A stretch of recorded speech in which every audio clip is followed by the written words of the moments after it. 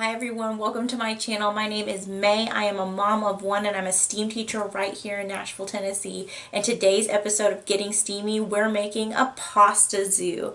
So stick around for a fun activity that encourages a maker mindset and is budget friendly. I'm telling you, you probably already have all this stuff at your house. So let's all get together and make something new. Rolling stone, but I'm a cannonball. You're only going to need a couple of supplies for this pasta zoo activity. You're going to need dough of some kind. This is the dollar store Play-Doh. You can use regular Play-Doh or homemade salt dough. Tape, aluminum foil, the holy grail of all STEM activities. It really is the best. So aluminum foil and noodles of any kind.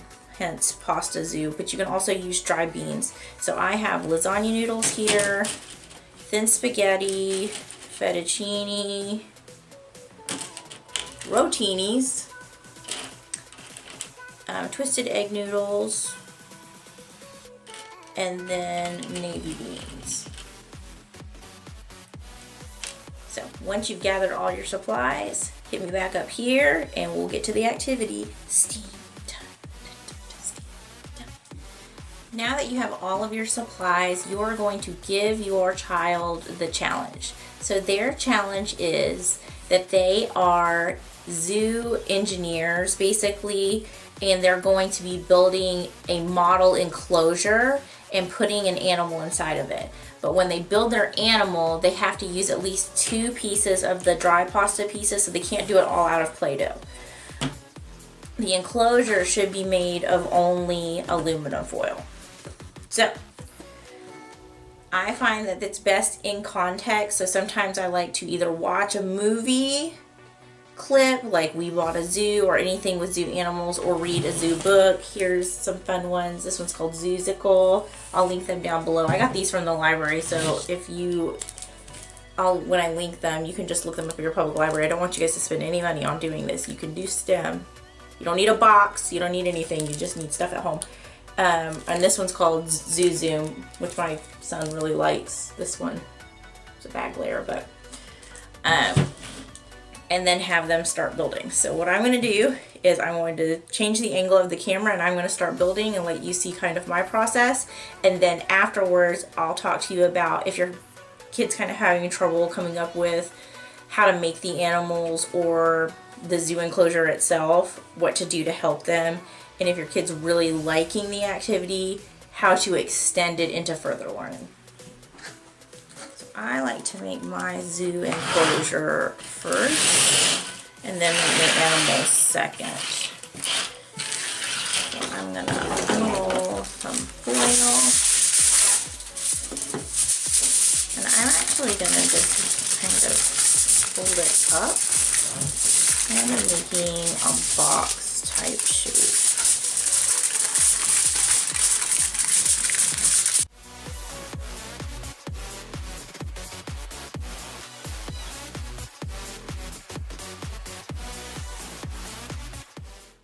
Here's the zoo enclosure. Kind of looks similar to the boats that we made in the boat challenge, which I will link in the card up above if you have not seen the boat challenge. And I'm going to take this and I think I'm going to make a giraffe. So I'm going to make his little...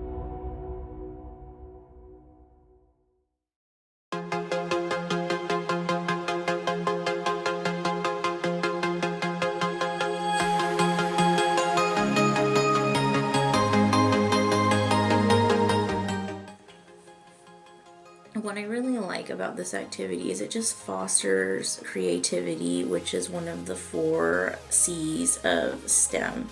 So I know a lot of people know that STEM stands for science, technology, engineering, art, and mathematics.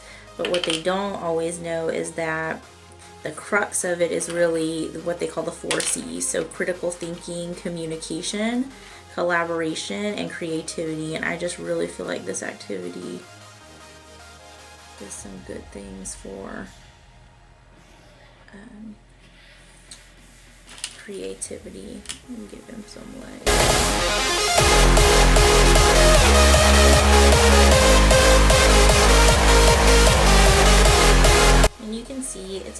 and error process, and that's a really important part of this, is allowing your kids to fail and work through it and get frustrated and then start asking them questions. So while we're talking about this, say you have a kid who is just struggling with this. I always start with pictures first, so I would show them pictures of animals, and then the questions I would ask are, well, what shape do you really feel like the body is, and then have them make that shape out of clay, and then ask about shapes of like ears and necks and things, and then have them look at the different things that you have pulled out to see if they have anything that are those same shapes.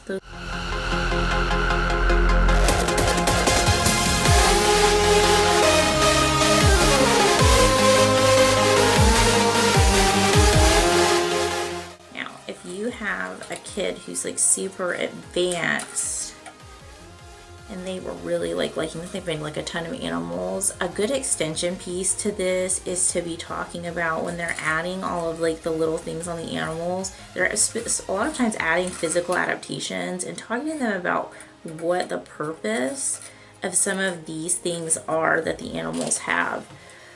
Why do they have, like a porcupine is what I'm making right now, why does it have spikes? And what adaptations mean, and it's a really great learning opportunity for them to start thinking about why certain animals look the way they do.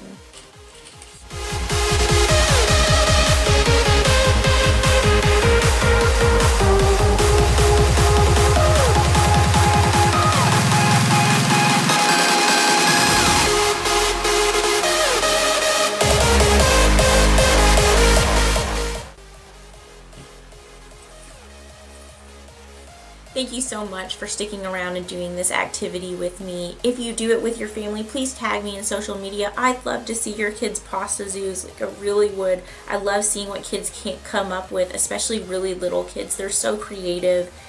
And I really encourage you to do this with them. Get in there. It's really fun. And you would be surprised when your creative juices start going, the types of things that you manage to get out. If you like this type of video, please click the like button and subscribe below, and I'll see you next time. Bye.